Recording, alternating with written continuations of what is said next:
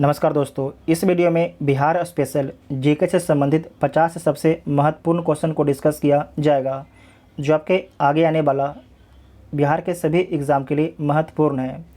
ये आपके practice set number 2 है। इसका पहले प्रैक्टिस सेट नंबर 1 आपके अपलोड किया गया है। जो नहीं देखे जाके देख लीजिएगा, प्लेलिस्ट में वीडियो आपको मिल जाएगा। और आपको हम ये बोलना चाहेंगे कि अगर आप इस सीरीज़ को ध्यान से देखते हैं, जितने भी एक्स्ट्रा फैक्ट बताते हैं, जो आपको जानकारी नहीं उसे आप लिखते हैं, तो जो भी आपके एग्ज़ाम होगा बिहार स्पेशल से संबंधित जो भी प्रश्न पूछे जाएंगे उस एग्ज़ाम में आपका एक भी प्रश्न नहीं छूटेगा, आपको हम दावे के साथ बोल सकते हैं। ठीक है, तो आप सभी लोग वीडियो को जरूर ध्यान से देखा कीजिए और जो चीज़ आपको जानकारी नहीं है उसे आप लोग कॉपी में नोट किया कीजिए। तो आइए देखते हैं पहला क्वेश्चन। बक्सर के युद्ध के पश्चात जो है बंगाल, बिहार तथा उड़ीसा का दीवानी अधिकार ईस्ट इंडिया कंपनी को किसने प्रदान किया? दीवानी अधिकार क्या होता है? तो राजस्व वसूलने का अधिकार। क्या होता है? दीवानी अधिकार में राजस्व वसूलने का अधिकार होता है। फौजदारी में प्रशासनिक अधिकार होता है। तो क्या दिया गया? राजस्व वसूलने का अधिकार ईस्ट इंडिया कंपनी को किसने प्रदान किया? बंगाल, बिहार, उड़ीसा में तो शाह आलम द्वितीय के द्वारा प्रदान किया गया है। अब जो आपको हम बताने जा रहे हैं, आप सभी लोग ध्यान से स्क्रीन को देखिएगा। सबसे पहले समझिए कि प्लासी का युद्ध कब हुआ था? 1757 में प्लासी का युद्ध हुआ था। उसके बाद 1764 में बक्सर का युद्ध होता है। बक्सर का युद्ध जो है किसके किसके बीच में होता है? तो एक साइड आपकी त्रिगुट होता है, और दूसरे साइड आपके ईस्ट इंडिया कंपनी की तरफ से जो है हेक्टर मुनरो आपके युद्ध लड़ता है। हेक्टर मुनरो जो है युद्ध लड़ता है।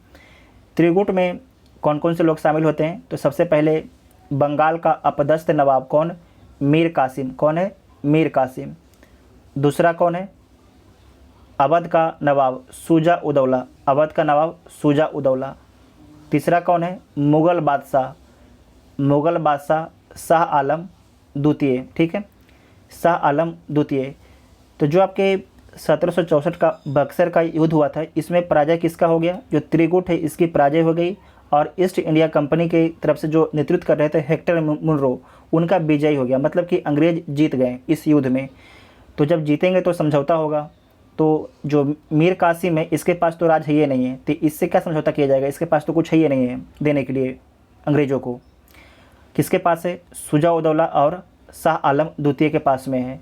तो जो शुजा उदौला है इसके साथ में जो है इलाहाबाद की संधि की जाती है। आपको याद रखना है, जो इलाहाबाद की संधि है, फर्स्ट और सेकेंड इलाहाबाद की संधि, ये कब होता है? 1765 में होता है। जब युद्ध 1764 में समाप्त हो गया तो क्लाइव को बुलाया जाता है समझौता करने के लिए 1765 में। रॉबर्ट क्लाइव, आपको याद होगा, रॉबर्ट क्लाइव भारत में आता है और शुजा उदौला और जो मुग़ल बादशाह शाह आलम द्वितीय के साथ में समझौता करता है। ये याद रखिएगा कि जो 1765 में इलाहाबाद की संधि होता है, ये पहला संधि किसके साथ में होता है? तो पहला संधि जो है मुग़ल बादशाह शाह आलम द्वितीय के साथ में होता है। और कब होता है? तो 12 अगस्त 1765 को होता है। 12 अगस्त 1765 को होता है। और दूसरा जो इलाहाबाद का संधि है किसके साथ होता है? तो अवध के नवाब के साथ में होता है। और कब होता है? 16 अगस्त 1765 को होता है। इतना आप सभी लोग याद रखिएगा। और आपको याद रखिएगा, जब इलाहाबाद का संधि हो रहा था तो उस संधि पर जो है अंग्रेज़ों की तरफ से सिग्नेचर जो है किसके द्वारा किया गया था? रॉबर्ट क्लाइव के द्वारा किया गया था। इतना आपको याद रखना है। दानापुर छावनी के भारतीय सैनिकों ने कब विद्रोह किया था? तो 25 जुलाई 1857 को विद्रोह किया था। 25 जुलाई 1857 को। साथ ही आपको याद रखना है कि बिहार में जो है 1857 के विद्रोह का नेतृत्व किसके द्वारा किया गया था? तो वीर कुंवर सिंह के द्वारा किया गया था। बिहार के किस जेल के कैदियों ने विदेशी वस्त्रों के बहिष्कार के लिए जो है नंगी हड़ताल की थी? तो किस जेल के कैदियों के द्वारा जो है स्वदेशी वस्त्र के मांग के लिए और विदेशी वस्त्र को बहिष्कार के लिए नंगी हड़ताल किया था? तो सारण जेल के कैदियों ने किया था नंगी हड़ताल। इसके बारे में भी एग्ज़ाम में बहुत पूछा जाता है बिहार के एग्ज़ाम में। बिहार के पहले भारतीय प्रधानमंत्री कौन थे? बिहार के पहले भारतीय प्रधानमंत्री को जो है प्रांतीय सरकार के जो प्रधान हैं उसे भारतीय प्रधानमंत्री बोला जाता था 1937 में। आप यहाँ पर समझिए कि जो वर्तमान में आज सीएम है, मुख्यमंत्री हैं, उन्हें 1937 में जो है प्रधानमंत्री बोला जाता था। तो एक तरीके से समझ लीजिए क्या थे, वो मुख्यमंत्री थे। भले ही उन्हें प्रधानमंत्री बोला जाता था, लेकिन क्या थे, मुख्यमंत्री थे। तो पूछा जा रहा है कि बिहार के पहले भारतीय प्रधानमंत्री कौन थे, तो मोहम्मद यूनिस थे, मोहम्मद यूनिस। और इनके बारे में याद रखिएगा कि इंडिपेंडेंस पार्टी से थे, इंडिपेंडेंस पार्टी से थे। और ये भी याद रखिएगा कि जो मोहम्मद यूनिस हैं, ये शपथ कब लेते हैं, ये शपथ कब लेते हैं, तो ये शपथ लेते हैं 1 अप्रैल को, 1 अप्रैल 1937 को शपथ लेते हैं, 1 अप्रैल 1937 को शपथ लेते हैं। उसके बाद जो है, जो कांग्रेस की कार्य समिति है, वो बोलता है 7 जुलाई को कि जो मुख्यमंत्री जो है कौन बनेगा, कांग्रेस के जो कोई पार्टी के मेंबर है वो आपके मुख्यमंत्री बनेगा। 7 जुलाई को ये फैसला लिया जाता है कांग्रेस के कार्य समिति में। उसके बाद जो आपके मोहम्मद यूनुस हैं, इन्हें त्यागपत्र दिलाया जाता है। कब त्यागपत्र देते हैं, 20 जुलाई को ये त्यागपत्र देते हैं। और उसके बाद जो है श्री कृष्ण सिंह को मुख्यमंत्री बनाया जाता है, श्री कृष्ण सिंह को मुख्यमंत्री बनाया जाता है। तो इसका आंसर क्या होगा, इसका आंसर आपका बी होगा। ठीक है, बी इसका आंसर हो जाएगा। नेक्स्ट है कि 1934 में पटना में स्थापित बिहार सोशलिस्ट पार्टी के अध्यक्ष कौन है, तो आचार्य नरेंद्र देव थे, आचार्य नरेंद्र देव थे। सचिव कौन थे, जयप्रकाश नारायण थे, सचिव कौन थे, जयप्रकाश नारायण थे। बिहार का पहला हिंदी समाचार पत्र जो 1874 में पटना से प्रकाशित हुआ, उसका नाम क्या था, तो बिहार बंधु उसका नाम था। 1857 के क्रांति के समय पटना का कमिश्नर कौन था, 1857 के क्रांति के समय जो है पटना का कमिश्नर कौन था, तो विलियम टेलर था, विलियम टेलर था। बिहार के किस स्थान से गांधी जी ने अपना प्रथम सत्याग्रह शुरू किया था, तो चंपारण से किया था। और कब किया था, 1917 में किया था। गांधी जी चंपारण जो है किसके बुलावे पर आते हैं, तो नोट कीजिएगा, राजकुमार शुक्ल के बुलावे पर। ठीक है, राजकुमार शुक्ल के बुलावे पर जो है गांधी जी चंपारण पहुंचते हैं 1917 में। जो राजकुमार शुक्ल हैं, ये गांधी जी से कहाँ मिलते हैं, तो लखनऊ अधिवेशन में मिलते हैं 1916 में। ठीक है, लखनऊ अधिवेशन में मिलते हैं 1916 में। 1912 ईस्वी में जो है भारतीय राष्ट्रीय कांग्रेस के बांकीपुर अधिवेशन की अध्यक्षता की थी। 1912 ईस्वी में जो है भारतीय राष्ट्रीय कांग्रेस के बांकीपुर अधिवेशन की अध्यक्षता की थी। तो किसके द्वारा किया गया था, R.N. माधोलकर के द्वारा किया गया था, R.N. माधोलकर के द्वारा किया गया था। बिहार प्रांतीय सम्मेलन का पहला अधिवेशन 1908 में कहाँ पर हुआ है, तो पटना में होता है। कहाँ पर होता है, पटना में होता है। और इसके अध्यक्ष कौन होते हैं, तो सैयद हसन इमाम होते हैं। यहाँ पर लिख देते हैं, सैयद हसन इमाम होते हैं, हसन इमाम, ठीक है, इमाम होते हैं। और जो आपके बिहार प्रांतीय सम्मेलन का पहला अधिवेशन कब होता है, 1908 में होता है, 1908 में होता है। बख्तियार खिलजी का आक्रमण किस पाल वंशीय शासक के कार्यकाल में हुआ था, तो इंद्रधूमन पाल के समय में हुआ था। अगर आपसे पूछ देगा कि जो सेन वंश है, सेन वंश, जब बख्तियार खिलजी सेन वंश पर आक्रमण करता है, तो सेन वंश का उस समय शासक कौन था, तो लक्ष्मण सेन था। कौन था, लक्ष्मण सेन था। इसे नोट कीजिएगा, एग्जाम में पूछा जा सकता है आपसे। नेक्स्ट है, इल्तुतमिश ने किसे पराजित कर जो है बिहार पर अधिकार किया था, तो इल्तुतमिश ने जो है हिसामुद्दीन ऐबाज को पराजित कर बिहार पर अधिकार किया था। बिहार का अंतिम अफ़गान सुल्तान कौन था, तो बिहार का अंतिम अफ़गान सुल्तान था दाऊद खां करानी था। आइन ए अकबरी के अनुसार बिहार कितने सूबे या सरकार में विभक्त था, तो बिहार जो है 7 सूबे या सरकार में विभक्त था आइन ए अकबरी के अनुसार। बिहार विद्यापीठ का उद्घाटन कब हुआ था, तो बिहार विद्यापीठ का उद्घाटन जो है 6 फरवरी 1921 में हुआ था, 6 फरवरी 1921 में हुआ था। बिहार के विदेह राज्य में आर्यों के आगमन तथा निवास का साक्ष्य किस ग्रंथ में मिलता है, तो शतपथ ब्राह्मण में मिलता है, शतपथ ब्राह्मण में मिलता है। भारत में 16 महाजनपदों में से कितने महाजनपद वर्तमान में बिहार में स्थित है? तो बिहार में वर्तमान में 3 महाजनपद स्थित है। पहला आपके अंग है जिसकी राजधानी कहाँ पर है? चंपा है, जो भागलपुर के इलाके में स्थित है। दूसरा मगध है जिसकी राजधानी जो है गिरिब्रज या पाटलिपुत्र रहा था, गिरिब्रज भी रहा था और पाटलिपुत्र भी रहा था, मतलब कि वर्तमान में राजगिर भी रहा था और पटना भी मगध की राजधानी रहा था।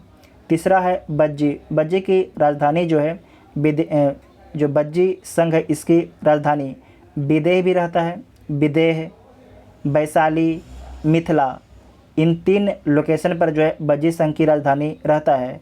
तो ए इसका राइट आंसर हो जाएगा। मगध साम्राज्य का उत्कर्ष किस शासक के समय में शुरू हुआ? मगध साम्राज्य का उत्कर्ष जो है किस शासक के समय शुरू हुआ? तो बिंबिसार के समय में शुरू होता है। मौर्य काल के समय मुद्रा को किस नाम से जाना जाता था? तो मौर्य काल के समय जो मुद्रा है उसे पन्न के नाम से जाना जाता था, उसे जो है पन्न के नाम से जाना जाता था। गार्गी संहिता में जो है पाटलिपुत्र पर यवनों के आक्रमण का उल्लेख है। यह आक्रमण किसके शासनकाल में हुआ था? तो जो आक्रमण है पुष्यमित्र शुंग के शासनकाल में हुआ था, पुष्यमित्र शुंग के शासनकाल में हुआ था। विक्रमशिला विश्वविद्यालय की स्थापना किस पाल वंशीय राजा ने करवाई थी?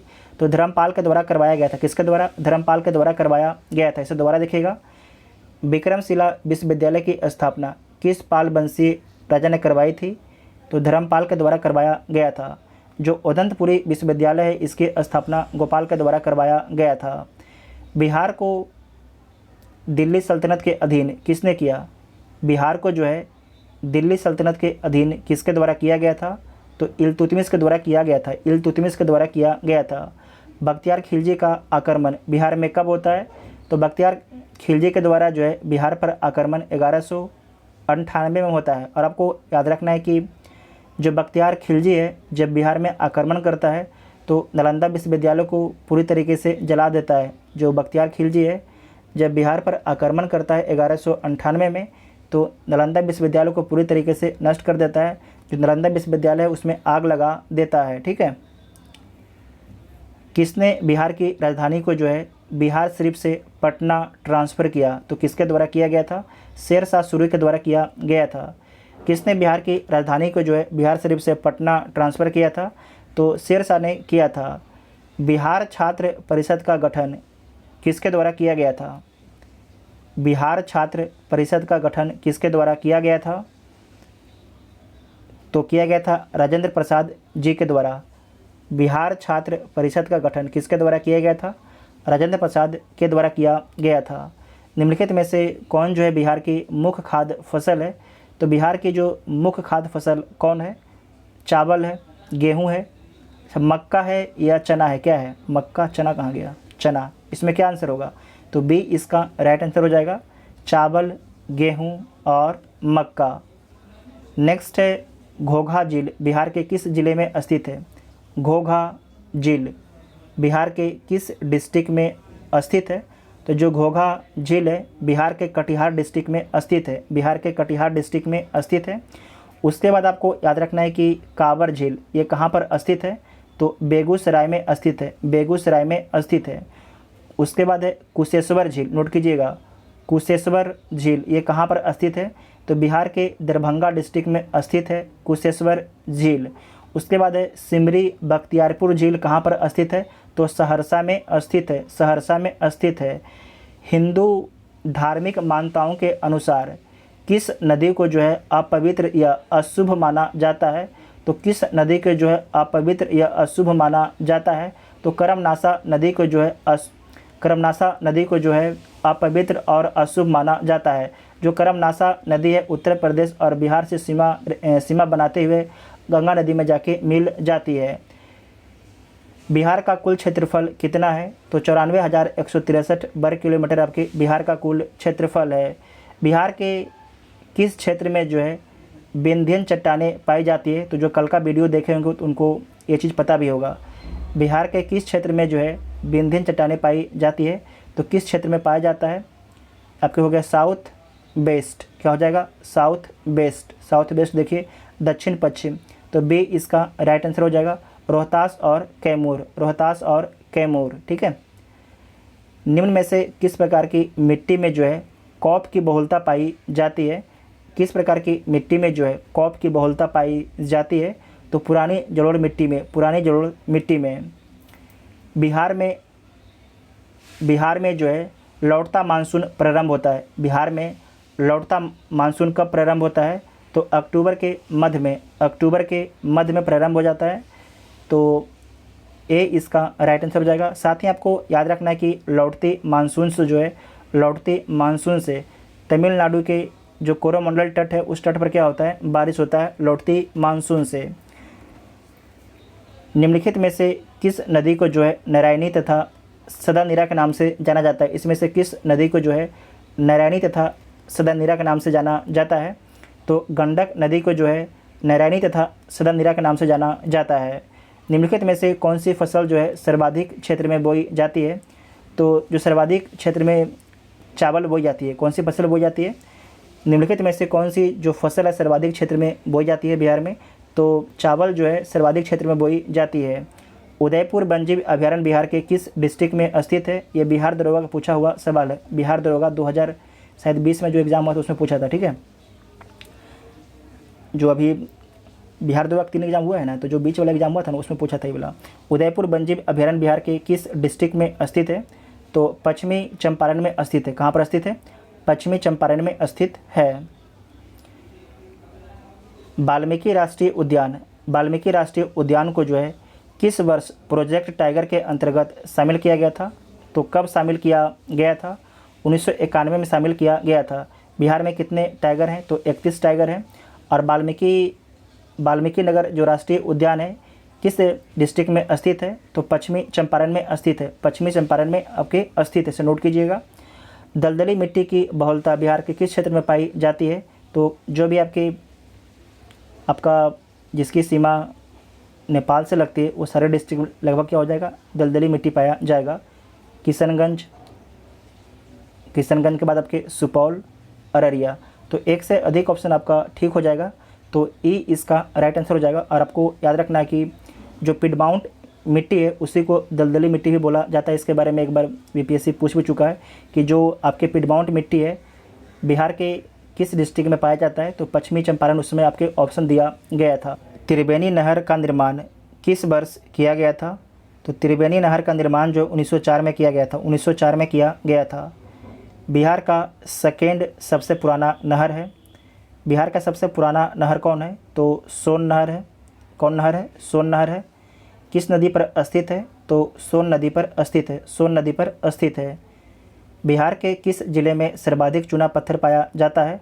तो किस डिस्ट्रिक्ट में आपके सर्वाधिक चूना पत्थर पाया जाता है? तो यहाँ पर नोट कीजिएगा, यहाँ पर कौन सा डिस्ट्रिक्ट है? देखिए आप लोग, इसमें रोहतास, मुंगेर, भागलपुर, नवादा, कौन सा डिस्ट्रिक्ट यहाँ पर होगा? रोहतास होगा, ठीक है, रोहतास। तो ए इसका राइट आंसर हो जाएगा। 2011 के जनगणना के अनुसार बिहार का शिशु लिंगा अनुपात कितना है? ये बीपीएससी का पूछा हुआ सवाल है। तो कितना हो जाएगा? 935। बिहार की औसत वर्षा कितना है? तो 112 सेंटीमीटर आपके जो बुक है इसके द्वारा दिया गया है, जबकि जो विभास पनोरमा है उसके द्वारा 120 सेंटीमीटर दिया गया है। तो आप लोग ऑप्शन के हिसाब से काम कीजिएगा, ठीक है। 120 सेंटीमीटर विभास पनोरमा दिया गया है, जो मेरे पास बुक अभी है। जो लेटेस्ट बुक था ना विभास पनोरमा का, मेरे पास वही बुक है। और जो हम लोग सेट सोल्व कर रहे हैं तो एरोटेरिया के द्वारा 112 सेंटीमीटर दिया गया है। तो इसे आप लोग चेक भी कर सकते हैं, गूगल कीजिएगा आप लोग भी, ठीक है।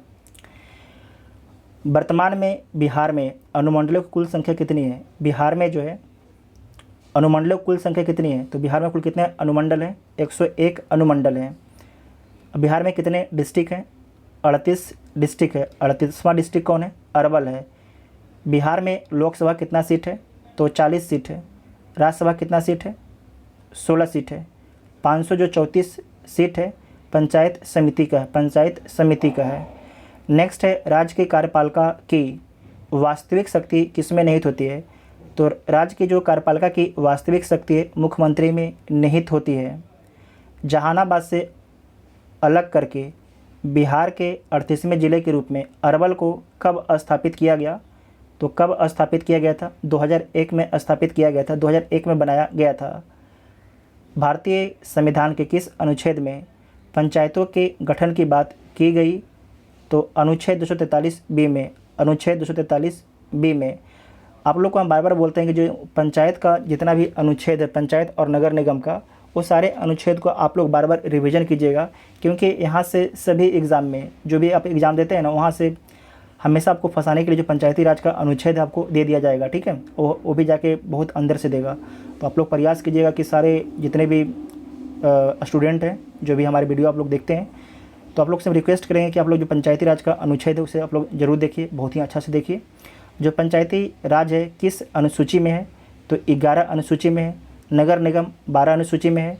दल बदल 10वीं अनुसूची में है, ठीक है। नेक्स्ट है, किसी राज्य में महाधिवक्ता की नियुक्ति किसके द्वारा किया जाता है? तो राज्यपाल के द्वारा किया जाता है। बिहार में जब पहली बार राष्ट्रपति शासन लागू किया गया था, उस समय बिहार के राज्यपाल कौन थे? तो नित्यानंद कानूनगो थे, नित्यानंद कानूनगो थे। और इस समय बिहार के मुख्यमंत्री कौन थे जब ये आपके बिहार में राष्ट्रपति शासन लगाया गया था? तो भोला पासवान थे, भोला पासवान शास्त्री थे, ठीक है, भोला पासवान शास्त्री थे। और इसमें आपको याद रखना है, क्या बोला गया है कि जो पहली बार राष्ट्रपति शासन कब लगाया गया था? तो 1968 में लगाया गया था। कब लगाया गया था? 1968 में। और बिहार में अभी तक कितना बार राष्ट्रपति शासन लगाया गया है? तो बिहार में अभी तक जो है 8 बार राष्ट्रपति शासन लगाया गया है। बिहार का राजकीय पक्षी है, तो बिहार का राजकीय पक्षी क्या है? गोरैया है। क्या है? बिहार का जो राजकीय पक्षी है गोरैया है। ग्राम पंचायत का प्रधान होता है, तो आप सभी लोग को पता है, मुखिया होता है। किसी राज्य के राज्यपाल को नियुक्त करने का अधिकार किसके पास है? किसी राज्य के राज्यपाल को कौन नियुक्त करता है? तो भारत के राष्ट्रपति करते हैं। तो इनमें से कोई नहीं हो जाएगा, इनमें से कोई नहीं हो जाएगा। टोटल आपके 50 क्वेश्चन को डिस्कस किया गया था। अगर वीडियो आप लोग को हेल्पफुल लगता है तो अपने दोस्तों में शेयर जरूर कीजिएगा, और जो चैनल पर पहली बार आते हैं चैनल को सब्सक्राइब जरूर कीजिएगा, तभी आपको अगले वीडियो का नोटिफिकेशन मिलेगा। Thank you.